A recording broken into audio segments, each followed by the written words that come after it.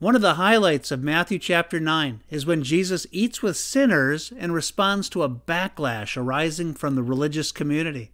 Here's some background.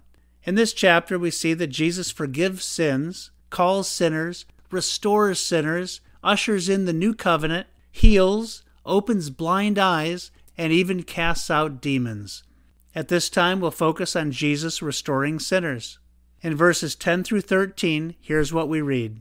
Now it happened, as Jesus sat at the table in the house, that behold, many tax collectors and sinners came and sat down with him and his disciples. And when the Pharisees saw it, they said to his disciples, Why does your teacher eat with tax collectors and sinners? When Jesus heard that, he said to them, Those who are well have no need of a physician, but those who are sick. But go and learn what this means. I desire mercy and not sacrifice.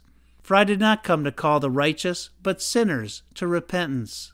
So Jesus is at a gathering with many tax collectors and other sinners, no doubt friends of Matthew, the author of this gospel, who himself was a tax collector. Now, tax collectors are Jews who are collecting taxes on behalf of the oppressive Romans. They sometimes overcollect and pocket the rest. They are despised by the Jewish people, who see them as traitors. In addition to eating with tax collectors, Jesus is eating with sinners, those who are known for less than upstanding behavior, and those with a past. The Pharisees, who pride themselves on their stellar performance, are giving Jesus' disciples a hard time.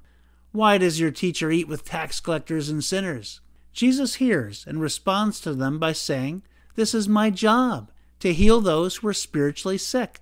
He then quotes from the prophet Hosea, who is correcting God's people for doing a lot of right religious things, but for lacking mercy, lacking compassion, just like the Pharisees are doing now. Like the tax collectors and sinners, have you and I had a less than stellar past? Jesus is willing to share a meal with us. He's able to bring spiritual healing, forgiveness, wholeness, and wonderful restoration. Or, like the Pharisees, are you and I doing a lot of right religious things, but lacking in love and mercy? Let's get back to simple love for God and love for people, the two greatest commands of God. Thanks for listening.